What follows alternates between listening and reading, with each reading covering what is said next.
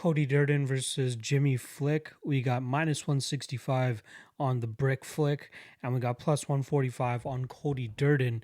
Now, this is a very, very fun fight to. It was fun to break down first and foremost, but it's also very fun in terms of what these guys could potentially bring to this fight. So minus 265 is what the line is for this fight to not go to decision, and it absolutely makes sense. Let's start off with Cody Durden, who's already had one fight in the UFC. He's gone to a draw pretty much with Chris Gutierrez. I believe he had a 10-8 first round where he pretty much got Gutierrez down within 30 seconds, I believe, and then just rode out the entire fight. Or that entire round, looking for submissions, landing some good ground and pound, but just wasn't able to get the finish there.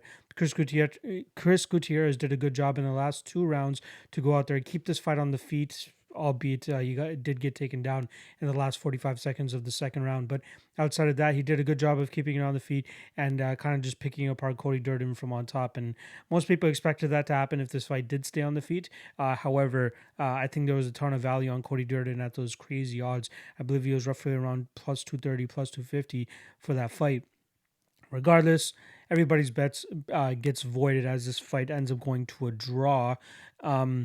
That's pretty much his style. He likes to get the fight to the ground. You know what I mean? He has the USA wrestling tattoo over his left shoulder, and that usually means, you know what I mean, the guy has a pretty good wrestling background, and you got to say the same thing for Cody Durden here. Striking looks like it could use a little bit of work, but he does definitely have power in his hands. Likes to move forward pretty much at all times, but it's obvious that his game plan is more often than not to get the fight to the ground. He has good submissions. He has a ton of submission victories and a bunch of ground and pound victories as well too. He even has a slam victory on his record, but then again, he was fighting a guy that was 0-1 that night. I like what I see from the kid. I think he has a good amount of potential. He's 29 years old, so he really has to start to get it going in terms of like making a move towards the top. Obviously, he hasn't been defeated since what was that, March of 2018. So he's currently on a, what is that, 2, 4, 6, 7 fight winning streak, or at least 8 fight unbeaten streak if you want to take this draw into consideration. But this is a tough fight in terms of being able to implement his game without putting himself into danger. Now, I like to refer to these fights as like the Ben Askren and Damian Maia fight, or at least that's the type of template we have for this fight. We have a strong wrestler going up against a guy that has a very diverse set of skills when we talk about Brazilian Jiu-Jitsu. You know, all you need to see is Jimmy Flick's last fight against Nate Smith, which was on the Contender Series, to know that this guy loves hunting for the choke, and that's more often than not how he gets his fights done. He has a ton of victories by submission. Let me get you the actual number there. He has 13 victories by submission out of his 15 fights. The other 2 went to a decision. Hasn't notched a knockout finish or a ground and pound finish. The guy's always hunted for the sub. He does look slightly uncomfortable on the feet when the fight does, take place on the feet. He did end up losing via punches to Chris Gutierrez as well as Ray Rodriguez, who are both in the UFC. But he's still able to go out there and like submit guys. Last 3 fights, all submission victories. I like his style in terms of, attacking submissions as often as he is. Now, the question here is, does Cody Durden have a good enough submission defense to not get tapped here?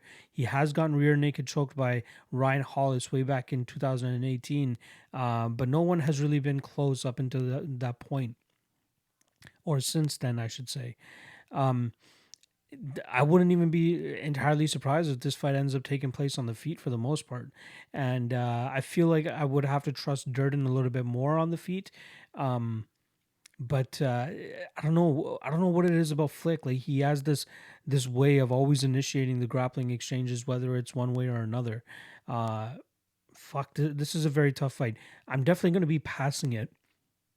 The only thing I would recommend if anybody wants to take a play on this fight, and I know it's a little bit juicy, but that fight doesn't go to decision at minus 265 is very, very intriguing. But this is a very, very tough fight to call. Fuck. I'm gonna go with Flick here though. I feel like he will be able to initiate the grappling in some way or another. Cody Durden obviously should have good takedown defense, being from like a wrestling background. But all it takes from Jimmy Flick is a trip or even hopping on an opponent's back or something like that, and this guy can definitely get his jiu-jitsu game going. Again, the longer this fight stays on the feet, the more I'd be questioning the Jimmy Flick's ability to win this fight. However, I just expect with his pressure and the way that he fights, almost like I don't want to compare it to Tony Ferguson too much, as I don't want to spear in the face of Tony Ferguson, but I think that Flick has some potential to definitely go out there and get some victories. He's 30 years old, 15-5 record on a 3-fight winning streak. Fuck, man. This is a very, very tough fight. It's definitely a tough toss up for me. Shout out to anybody that managed to get in on Cody Durden at that plus 170-ish line. He even got up to plus 185 at a certain point. But, people are understanding the love on Cody Durden. I get it too. I just don't feel comfortable betting on him in this spot. So I'll go with Jimmy Flick to win this fight by submission. I think he eventually locks up something on Cody, but it's a very, very tough fight. Very, very entertaining fight. I do think that we'll see a lot of scrambles. We'll see some good exchanges on the feet too. But for the fans' perspective, I do hope we see Cody Durden seek the takedowns just as he normally does. Unfortunately for him, that kind of puts himself into more danger. So I'm really interested to see how he approaches this. If he does go the grappling route, how good his submission defense is, and if he's going to be able to keep Jimmy Flick, off of him in terms of submission attempts for 15 minutes, or even however long it takes him to potentially finish Jimmy as well too. So once again, I'll go with Jimmy Flick to win by submission, but very, very sketchy fight here.